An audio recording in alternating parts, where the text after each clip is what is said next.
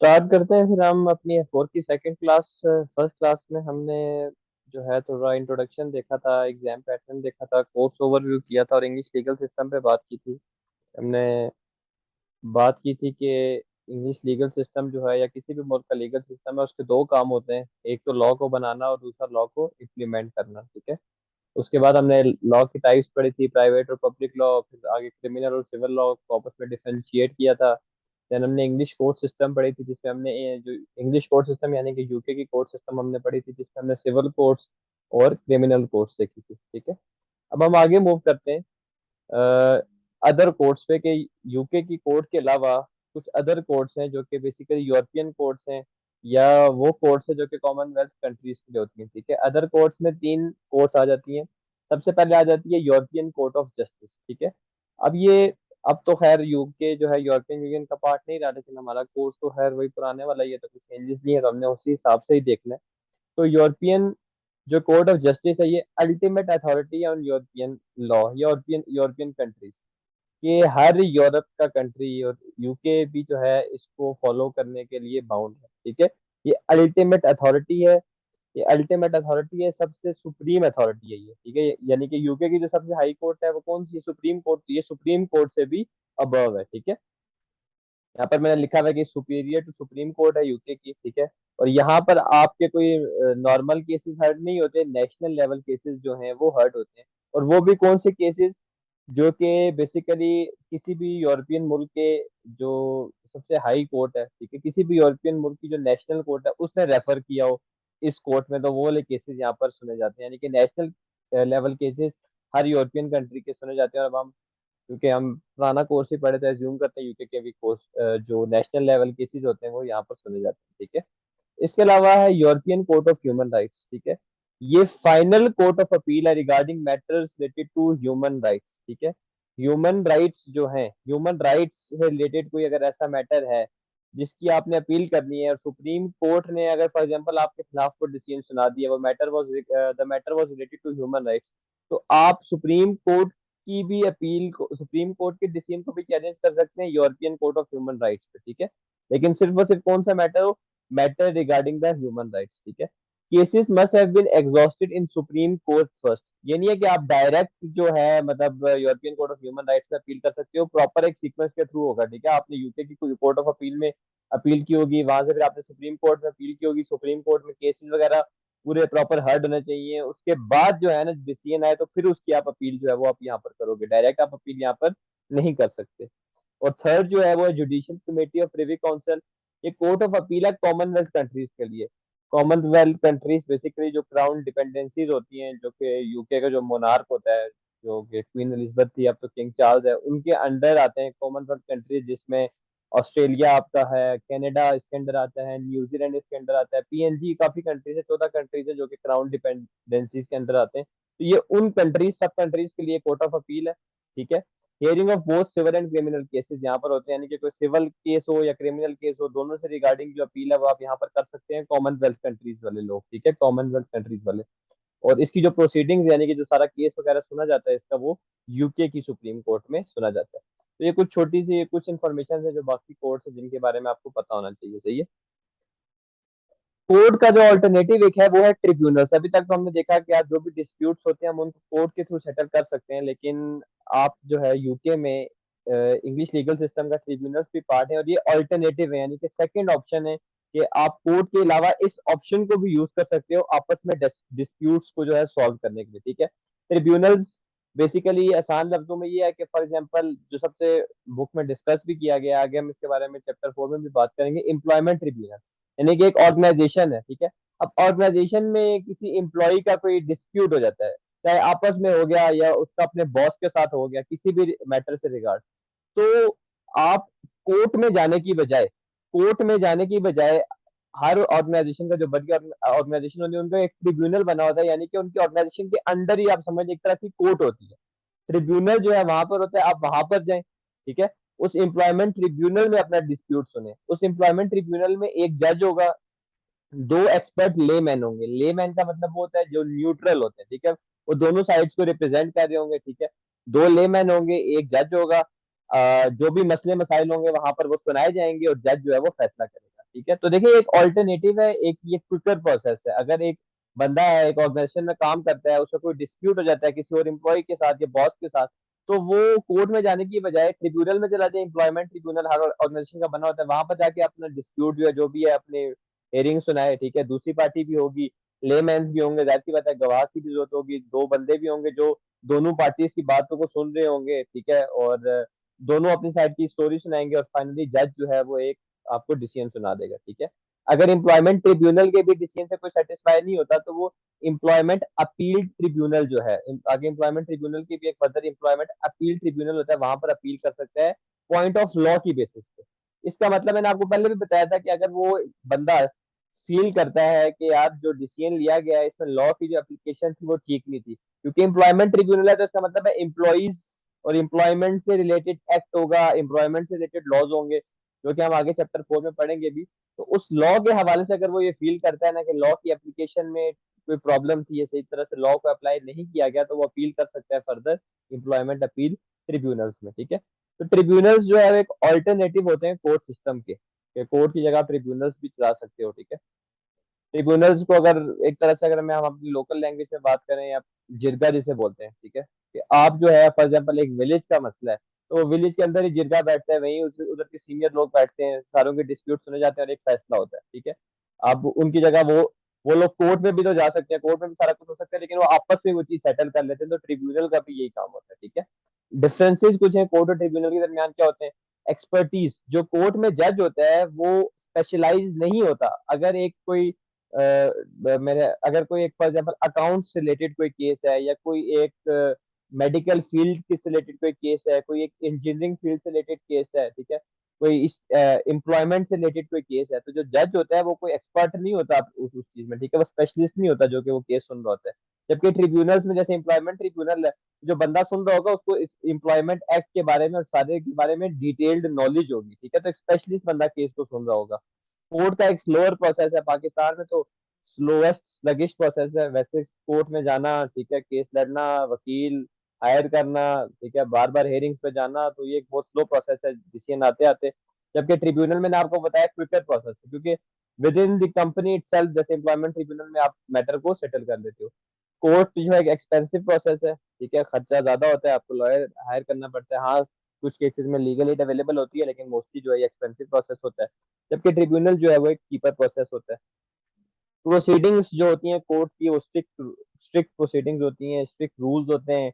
आपको आना पड़ता है, एविडेंस प्रोवाइड करना होता है, प्लीडिंग होती है, प्रॉपर एक प्रोसीजर होता है, बार बार हेयरिंग्स में जाना, वहां पर बैठना, ठीक है, सुनवाइयां होती हैं। तो एक यानी कि स्ट्रिक्ट प्रोसीजर होता है, इंटिमिडेटिंग भी होता है कि यार बार बार जाना है, बंदा तंग भी हो जाता है, ठीक है। तो एक स्ट्रिक्ट जो है ना, एक रिजिड प्रोसीजर है जो प्रोसीडिंग्स होती हैं कोर्ट की। उसके मुकाबले में ट्रिब्यूनल जो है वो लेस फॉर्मल होता है, लेस फॉर्मल और लेस इंटिमिडेटिंग होता है, यानी कि बंदे को इतना वो नहीं होता कि यार बार बार मुझे जाना पड़ेगा, ठीक है, एविडेंस वगैरह ज्यादा पेश करने पड़ेंगे, उसमें ऐसा नहीं होता। ट्रिब्यूनल जो है थोड़ा लेस फॉर्मल होता है, लेस इंटिमिडेटिंग होता है। कोर्ट जो डिसीजन है वो court is bound by doctrine of judicial precedence. Court जो है वो डॉक्ट्राइन ऑफ जुडिशियल प्रेसिडेंट से बाउंड होती है। अभी ये हम आगे पढ़ने जा रहे हैं बहुत ही ज्यादा डिटेल में। वैसे मैं इसका आपको बता देता हूँ कि डॉक्ट्राइन ऑफ जुडिशियल प्रेसिडेंट का मतलब ये होता है कि जज ने जो प्रीवियस केसेस में डिसीजंस दिए होते हैं उसी को फॉलो करने को जुडिशियल प्रेसिडेंस कहते हैं, ठीक है। तो कोर्ट जब कोई केस सुन रही होती है और उसी जैसा केस अगर ऑलरेडी जो है प्रीवियसली एक आया हुआ है और उसकी डिसीजन जो है वो पहले जज ने दी हुई थी, तो कोर्ट भी जो है उसी पुराने डिसीजन को अगर फॉलो करती है, अगर केसेस दोनों सेम होते हैं, तो इसको कहते हैं कि आप डॉक्ट्राइन ऑफ जुडिशियल प्रेसिडेंस को फॉलो कर रहे हो, यानी कि जज की जो प्रीवियस डिसीजन है relating to some similar case उसको आप फॉलो कर रहे हो।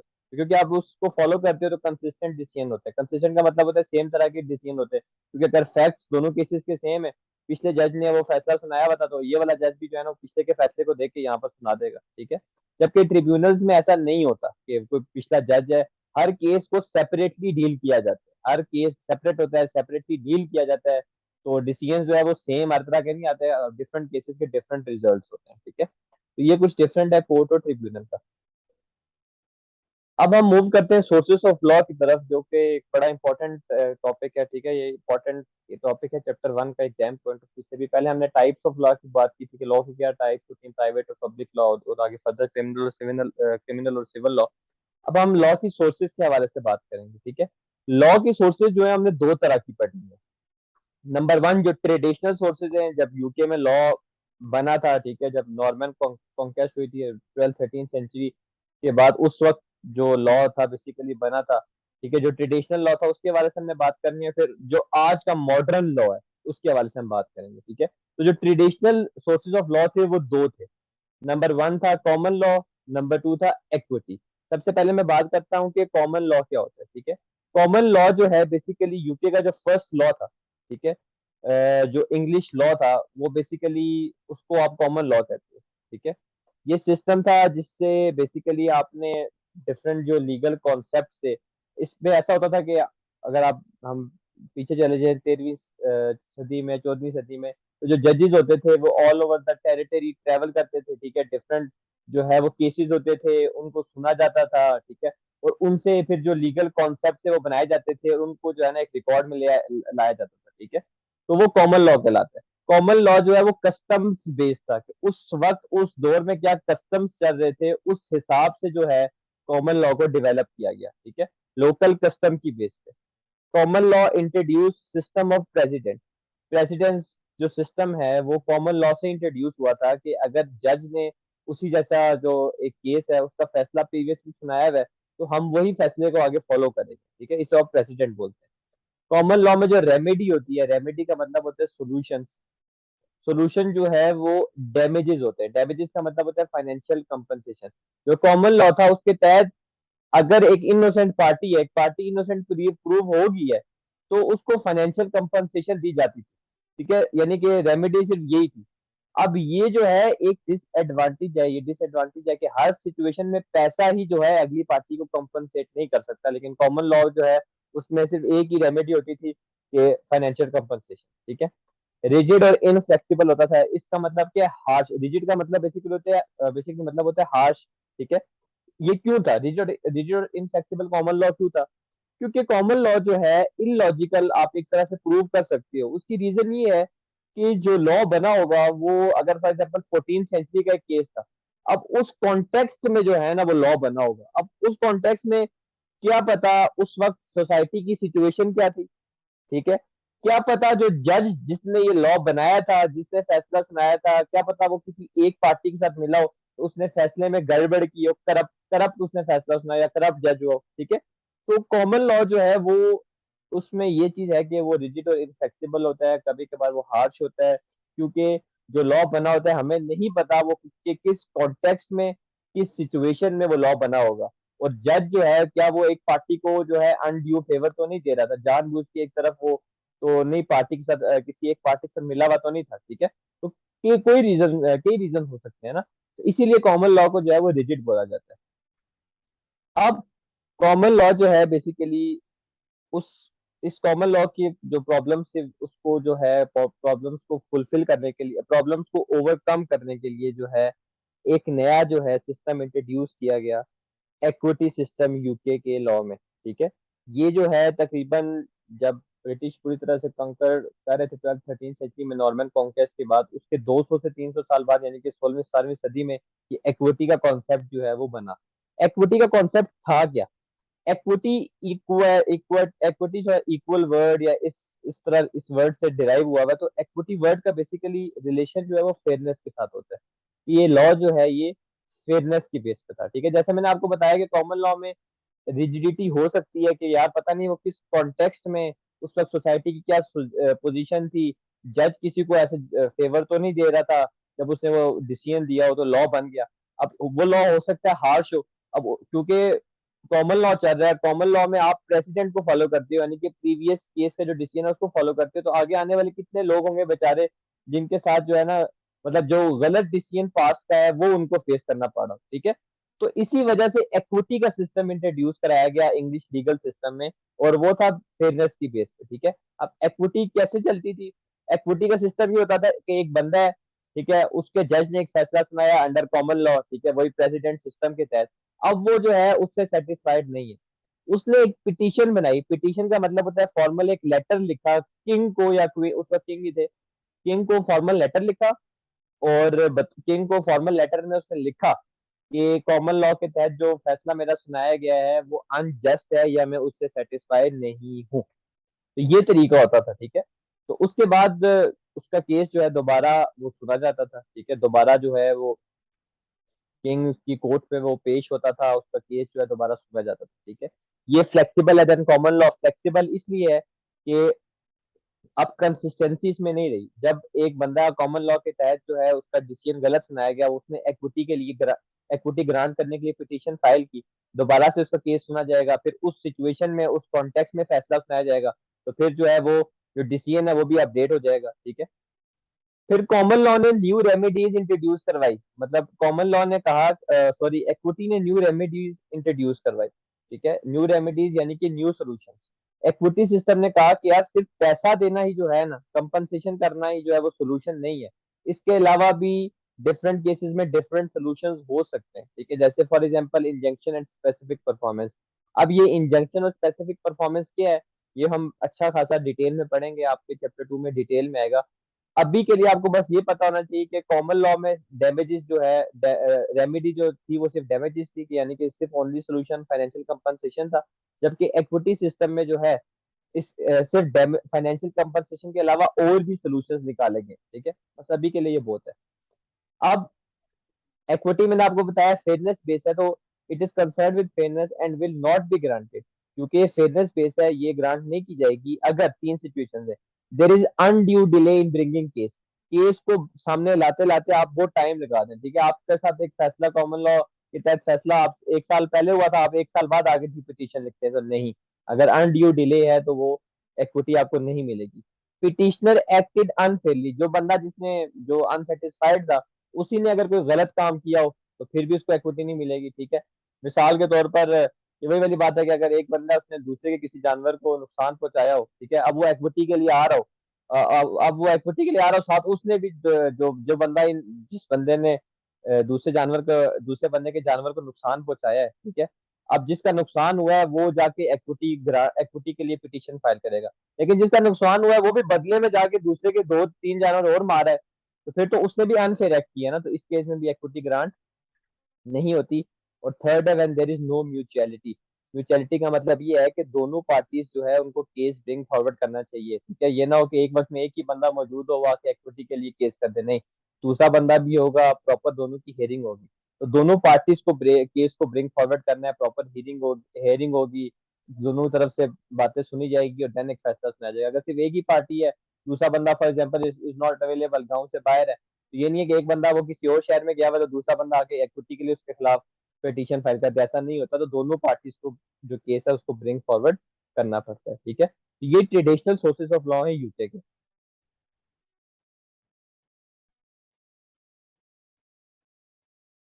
अब इसके बाद जो है हमने बात कर ली जो ट्रेडिशनल सोर्सेज से कॉमन लॉ और इक्विटी की है। अब जो मॉडर्न टाइम्स है, जो आज का टाइम है, जो लॉ जो सोर्सेज ऑफ लॉ हैं जो कि इंग्लिश लीगल सिस्टम में फॉलो किए जाते हैं वो दो हैं, एक है केस लॉ, एक है लेजिस्लेशन, ठीक है।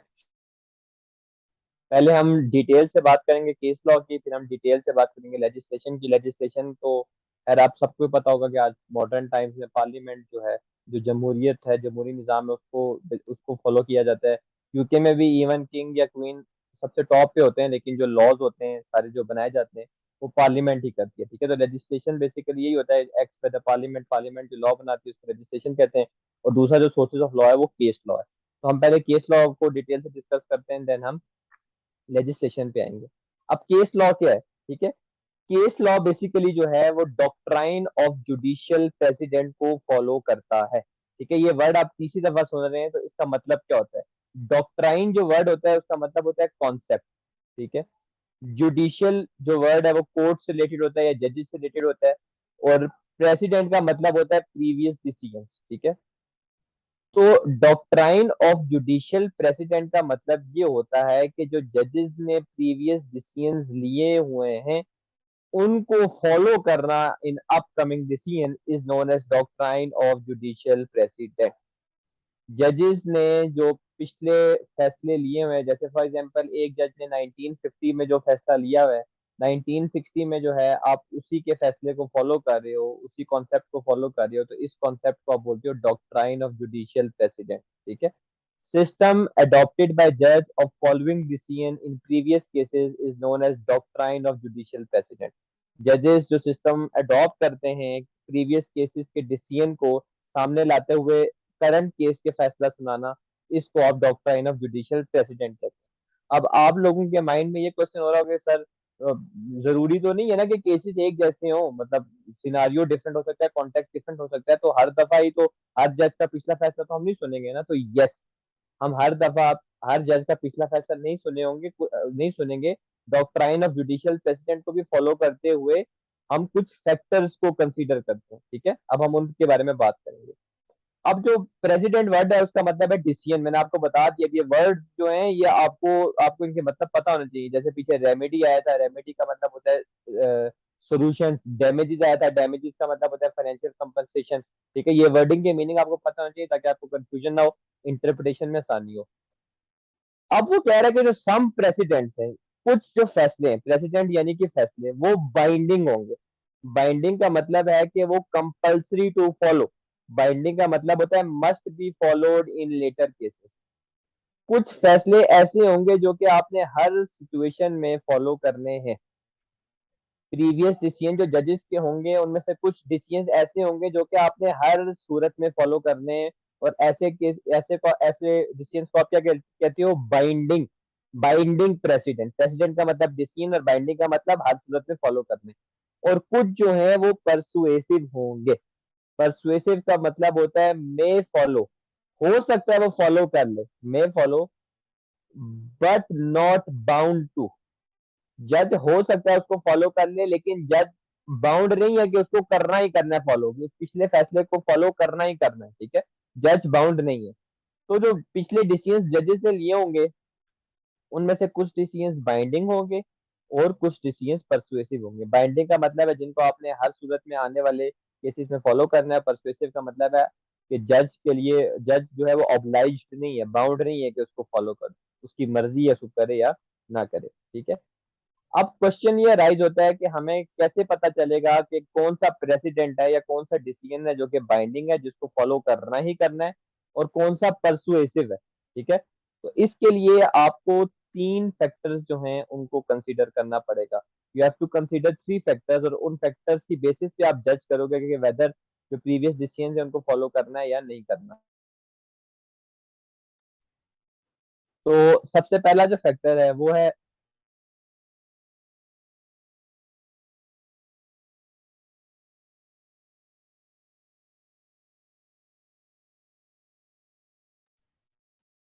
जो सबसे पहला फैक्टर आपने कंसीडर करना है वो है हायरार्की ऑफ कोर्ट्स, कि कौन सी कोर्ट का जज जो है वो डिसीजन दे रहा है, ठीक है। कौन सी कोर्ट का जज जो है वो डिसीजन दे रहा है। कोर्ट्स आपने पीछे पढ़ी है सारी, ठीक है। अब हमने ये बात करनी है कि अब हमने डिसाइड क्या करना है कि कौन सा जो प्रेसिडेंट है या कौन सा डिसीजन है वो बाइंडिंग है, यानी कि उसको फॉलो करना ही करना है, और कौन सा परसुएसिव है, यानी कि जिसको हम बाउंड नहीं है फॉलो करने के लिए, ठीक है।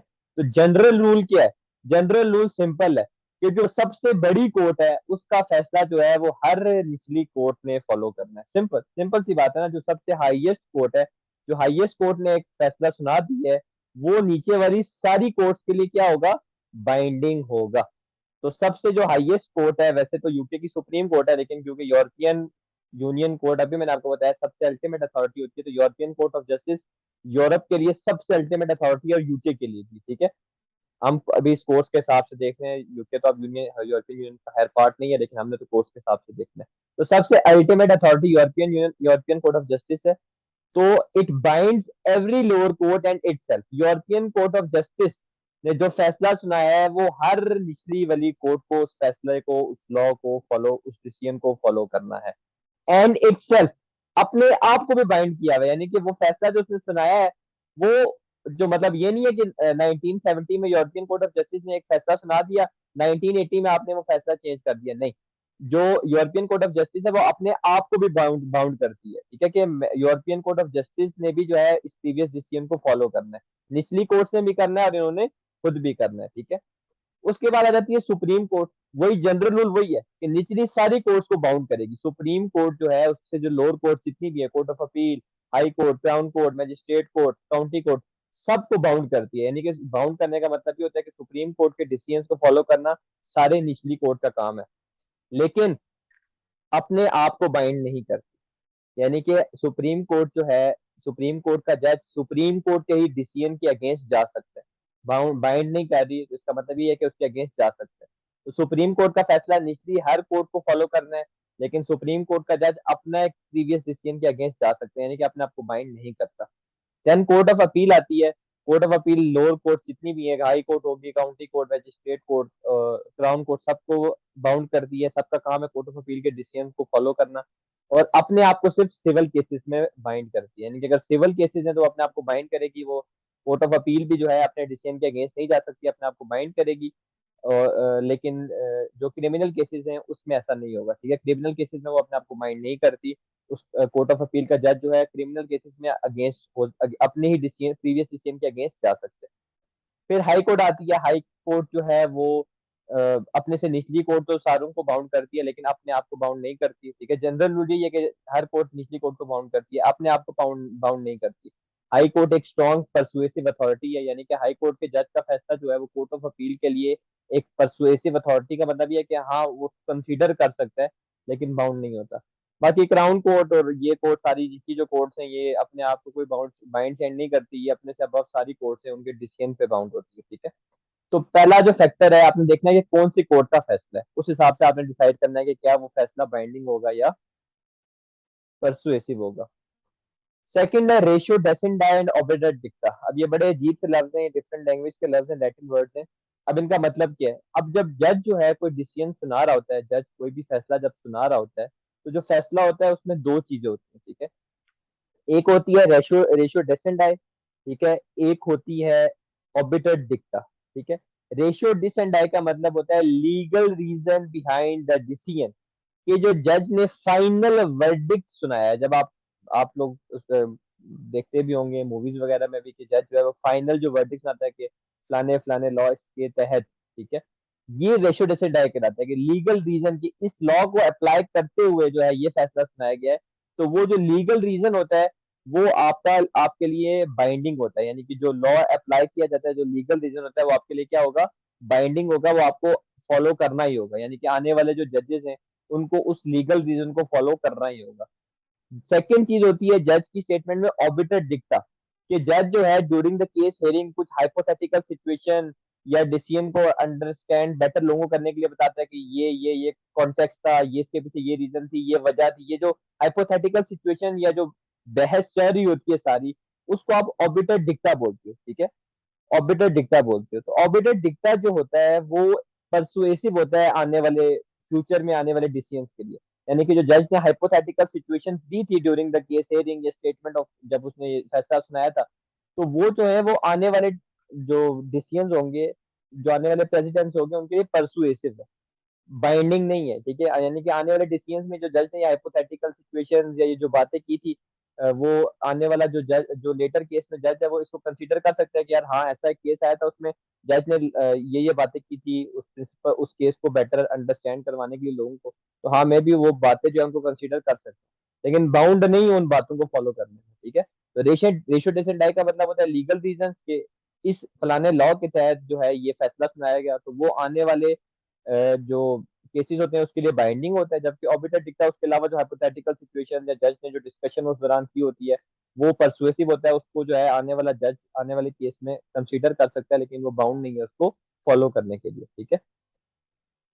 और थर्ड चीज है मटेरियल फैक्ट्स ऑफ केस, कि जो केस है जो आप प्रेसिडेंट क्या बाइंडिंग है या परसुएसिव, तो प्रेसिडेंट को बाइंडिंग होने के लिए फैक्ट्स ऑफ केसेस का भी तो होना जरूरी है।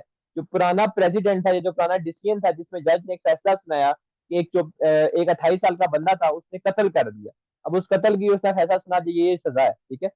अब आज वो उसने 1950 में वो केस सुना है, 2002 में वैसा ही केस आया मर्डर केस, लेकिन 8 साल 9 साल के बच्चे से मर्डर हो गया, ठीक है। तो देखे ना, फैक्ट्स में तो डिफरेंस आ जाता है ना। सिनारियो उस वक्त क्या है, इस वक्त क्या था, तो जो जो फैक्ट्स हैं दोनों में डिफरेंस आ सकते हैं ना। तो मटेरियल फैक्ट्स ऑफ केस को भी तो कंसीडर करना जरूरी है। अगर तो मटेरियल फैक्ट्स ऑफ केस एक जैसे हैं, एक जैसे से मुराद नहीं है 100% जैसे 90-95% सेम है, तो फिर जो पिछले केस का जो फैसला था वो इस केस के लिए जो है बाइंडिंग है, यानी कि उसको मस्ट फॉलो करना है। अगर तो फैक्ट्स डिफरेंट है, सिग्निफिकेंटली डिफरेंट है, तो जो पिछले केस का फैसला है उसको जज कंसीडर कर सकता है अपना डिसीजन लेते हुए, लेकिन उसको फॉलो नहीं कर सकता, बाउंड नहीं है, तो वो परसुएसिव होगा। ठीक है, तो ये था तीन फैक्टर्स जिसको कंसीडर करते हुए आपने देखना है कि जो जुडिशियल प्रेसिडेंट है, यानी कि जज का प्रीवियस डिसीजन, वो क्या आने वाले डिसीजन के लिए बाइंडिंग यानी कि मस्ट फॉलो करना या परसुएसिव केसेस कंसीडर करना, फॉलो करना, फॉलो करने के लिए बाउंडिंग है या नहीं। ठीक है, अभी यहाँ पर मैंने लिखा है when is president not binding, president का बाइंडिंग नहीं होगा, यानी कि प्रेसिडेंट का मतलब होता है डिसीजन, और बाइंडिंग का मतलब होता है नॉट, बाइंडिंग का मतलब होता है compulsory to follow, not binding का मतलब होता है कि you are not bound to follow. ठीक है, if it is over ruled by higher court, अगर हायर कोर्ट का बंदा जो है उस फैसले को ओवर रूल कर दे तो फिर तो वो ऑब्वियस सी बात है बाइंडिंग नहीं होगा। मैंने अभी आपको बताया, हायरार्की बताई थी कि कोर्ट ऑफ अपील का फैसला अगर सुप्रीम कोर्ट ओवर रूल कर दे, ठीक है, तो ओवर सुप्रीम कोर्ट ने ओवर रूल कर दिया, वो हायर कोर्ट है, तो फिर तो ये बाइंडिंग ना रहा ना, ये बाइंडिंग नहीं होगा अगर जो सुपीरियर कोर्ट है वो फैसला ओवर रूल कर दे। If it is over ruled by statue, ये बड़ी इंपॉर्टेंट बात है। स्टैच्यू का मतलब होता है लॉ बाय पार्लियामेंट, जो भी हम नेक्स्ट बात पढ़ेंगे लेजिस्लेशन में। अगर जो फैसला है वो जो आप पार्लियामेंट ने लॉ बनाया था, ठीक है, पार्लियामेंट ने लॉ जो बनाया और ये फैसला उस लॉ के अगेंस्ट है, तो फिर वो फैसला बाइंडिंग नहीं होगा। ठीक है, यानी कि हम लेजिस्लेशन को इम्पोर्टेंस दे रहे हैं, जो लॉ पार्लियामेंट बनाती है उसको इम्पोर्टेंस दे रहे हैं। तो जो डिसीजन है, अगर डिसीजन जो जज का प्रीवियस था वो against the law made by parliament है, तो वो बाइंडिंग नहीं होगा, यानी कि उसको फॉलो नहीं करना। If president was made without care, president यानी डिसीजन, अगर जज को जो है उस वक्त जो केस जब चल रहा था उसको मिस इन्फॉर्म किया गया था, ठीक है, उसको मिस इन्फॉर्म किया गया था, उसको फैक्ट सही नहीं बताए गए थे, उसको गलत बातें बताई गई थी, और गलत बातों की बेस पे उसने अगर जज ने डिसीजन लिया तो वो बाइंडिंग नहीं होगा। ठीक है, और लास्ट है can be distinguish from earlier case, distinguish का ये मतलब होता है कि अगर वो डिस्टिंग्विश हो सकता है, डिस्टिंग्विश का मतलब है कि अगर उसके मटेरियल फैक्ट्स डिफरेंट है, तो अगर जो मटेरियल फैक्ट्स अर्लियर केस के और इस केस के डिफरेंट है, तो मैं ऊपर आपको बता चुका हूँ वो बाइंडिंग नहीं होगा। ठीक है, अब तीन टर्मिनोलॉजीज हैं जिनका आपको पता होना जरूरी है, ओवर रूलिंग, रिवर्सिंग और डिस्टिंग्विशिंग। ओवर रूलिंग का मतलब क्या होता है, जब सुपीरियर कोर्ट ओवर टर्न कर देती है decision of lower court in different case, ये आपने समझना है। ठीक है, 1970 1980 में एक फैसला सुनाया गया, ठीक है, 1970 1980 में एक फैसला सुनाया गया और जज ने वो फैसला सुना दिया। 19 फॉर एग्जाम्पल 1970 में जज ने एक फैसला सुना दिया। अब 1980 में बिल्कुल वैसा ही केस आया, ठीक है, और जज बाउंड होता है जुडिशियल प्रेसिडेंट को फॉलो करने के लिए, लेकिन कोई ना कोई रीजन हुई होगी, वही तीन फैक्टर्स हैं, उनमें से एक शायद हो सकता है मटेरियल फैक्ट्स का कोई प्रॉब्लम हुआ हो, ठीक है, या रेशियो डेसिडेंट आया, ऑर्बिटर डिक्टा, फैक्टर्स को कंसीडर करते हुए इस दफा जज ने उस जो रूलिंग जो उस बंदे ने दी थी उसको ओवरटर्न कर दिया। 1970 या 80 में जो केस का फैसला सुनाया गया था, अगर उसको ओवरटर्न कर दिया जाए तो उसे ओवर रूलिंग कहते हैं डिफरेंट केस में। ठीक है, जैसे मिसाल के तौर पर एक रॉबरी का केस आया 1950 में, ठीक है, जज ने एक डिसीजन सुना दिया। अब एक और रॉबरी का फैसला आया, रॉबरी का केस आया 1970 में, तो अगर इस रॉबरी वाले केस में जो जज ने जाहिर सी बात है सारे केस को कंसीडर किया होगा, तो ये वाला डिसीजन जो था जज ने अगर फील किया कि ये उस वक्त उसने गलत दिया था, तो इस वाले ने उसको ओवरटर्न कर दिया। ठीक है, तो इसको आप ओवर रूलिंग बोलते हैं। तो सुपीरियर कोर्ट जो है वो ओवरटर्न करती है डिसीजन लोअर कोर्ट का, जैसे सुप्रीम कोर्ट ने वो लोअर कोर्ट का जो हायर कोर्ट का डिसीजन है ओवरटर्न कर दिया डिफरेंट केस में, सेम केस में नहीं। सेम केस में अगर वो करेगा उसको आप रिवर्सिंग बोलते हो, वो अपील में होता है। ठीक है, जैसे एक केस चल रहा है, हाई कोर्ट ने एक फैसला सुनाया, आपने अपील कर दी कोर्ट ऑफ अपील में, कोर्ट ऑफ अपील ने वो हाई कोर्ट के फैसले को रद्द कर दिया, ये रिवर्सिंग होता है। ओवर रूलिंग में ये होता है कि उसी तरह का केस मतलब डिफरेंट केस, जज ने जो फैसला जो जज ने सुपीरियर कोर्ट की जो डिसीजन को ओवरटर्न किया वो डिफरेंट केस में किया, तो उसे ओवर रूलिंग बोलते हैं। और डिस्टिंग्विशिंग का मतलब ये होता है कि जज जो है वो प्रेसिडेंट को फॉलो नहीं करता अगर मटेरियल फैक्ट्स डिफरेंट हो, यानी कि ये मैंने बात की थी कि अगर मटेरियल फैक्ट्स डिफरेंट हो तो वो बाइंडिंग नहीं होता, तो इसका मतलब है जज उसको फॉलो नहीं करता। ठीक है, ये तीन टर्मिनोलॉजी है जिनके बारे में आपको पता होना जरूरी है। उसके बाद क्या बेनिफिट होता है डॉक्ट्राइन ऑफ जुडिशियल प्रेसिडेंट, यानी कि जो जज हैं उनके प्रीवियस जो डिसीजंस हैं उनको फॉलो करने का क्या फायदा होता है, क्या नुकसान होता है, उसके बारे में हम बात कर लेते हैं, ठीक है। एडवांटेजेस के बारे में बात करते हैं। कंसिस्टेंसी, जुडिशियल प्रेसिडेंट है, प्रीवियस डिसीजन को फॉलो कर रहे हो, आपको पता है कि यार ऐसा डिसीजन ऑलरेडी एक दफा पीछे पहले ले चुका, ले गया, जज ने लिया हुआ ऐसा डिसीजन, तो बस सिमिलर केस है तो वही डिसीजन हमने यहाँ पर बस सुनाना है, दैट्स इट। कंसिस्टेंट डिसीजन आएंगे, ठीक है। कंसिस्टेंट डिसीजन होंगे और साथ प्रिडिक्टेबल भी होंगे, क्योंकि ऑलरेडी वैसा केस इन पास्ट हुआ होगा, उसी केस की वर्डिक्ट पे, उसी केस के डिसीजन की बेस पे आप इसका फैसला सुना रहे हो, तो फैसला भी सेम ही होगा, प्रिडिक्टेबल होगा। फ्लेक्सिबिलिटी भी है, ठीक है। फ्लेक्सिबिलिटी कैसे है कि जैसा भी मैंने बताया कि अगर ओवर टाइम कर दे केस, अगर जज का जो पिछला प्रीवियस डिसीजन था, अगर करंट जो केस था, उस जो करंट जज है उसने सिनारियो को, कॉन्टेक्स्ट को देखते हुए उसको ये आइडिया हो गया कि यार जो पिछला डिसीजन था वो ठीक नहीं था, तो वो उस डिसीजन को चेंज कर देगा, तो जो डिसीजन है वो अपडेट हो गया, तो अब आने वाला जो है वो इस वाले को फॉलो करेगा, ना कि प्रीवियस वाले को। क्लैरिटी है लॉ में, ठीक है, लॉ क्लियर है, उन्हें पता है कि यार हमने जो है वो जो लीगल प्रिंसिपल्स ने, जो लीगल रीजन है लॉ को, उसी को हमने अप्लाई करना है, रेशियो डिसेंट डाई को हमने फॉलो करना है, हायरार्की ऑफ कोर्ट को देखना है, अगर सुपीरियर कोर्ट का फैसला तो उसको फॉलो करना है, तो क्लैरिटी है। प्रैक्टिकल सिस्टम है, प्रैक्टिकल रियल लाइफ केसेस जो है, एक्चुअल इवेंट्स जो हैं, उनकी बेसिस पे ये सारे डिसीजन लिए जाते हैं, तो प्रैक्टिकल सिस्टम है। और टाइम सेविंग भी इसलिए है क्योंकि ऑलरेडी आप पिछले डिसीजन के हिसाब से डिसीजन को सुनाओगे तो आपका टाइम भी बचाता है, ठीक है। डिसएडवांटेज क्या है? कॉम्प्लेक्सिटी जो है वो बहुत बड़ा डिसएडवांटेज है। कॉम्प्लेक्सिटी जो है वो बहुत बड़ा डिसएडवांटेज है, क्योंकि मतलब हजारों लाखों केसेस जो है ना वो होते हैं, यानी कि अगर आप यूके के 17th 18th सेंचुरी से केसेस देखें, तो केसेस पे केसेस, केसेस पे केसेस, केसेस पे केसेस, तो इतने ज्यादा केसेस होने की वजह से जो है ये कॉम्प्लेक्सिटी जो है इसमें आ जाती है, ठीक है। कॉन्फ्लिक्ट आ सकते हैं, आर्ग्यूमेंट आ सकती है। कैन बी रिजिड, ये रिजिड हो सकता है, रिजिड का मतलब हार्श, हार्श कैसे हो सकता है कि may be wrong decisions of past में प्रिवेल, हो सकता है कि जो पिछले डिसीजंस पिछले जज ने लिए हैं वो गलत थे, और वही जो गलत डिसीजन है वो आगे कैरी ऑन हो रही है, ठीक है। नया जज भी जो है हो सकता है, देखिए may become rigid. Flexibility advantage है कि जो नया जज है उसको चेंज भी कर सकता है अगर उसको ये फील हो कि गलत था, लेकिन अगर जो नया जज है वो इस तरह उसको नहीं फील करता कि गलत है, या अगर वो पिछला डिसीजन गलत हो और वही डिसीजन आगे कंटिन्यू हो रहा हो, तो रिजिड है ना, हार्श है।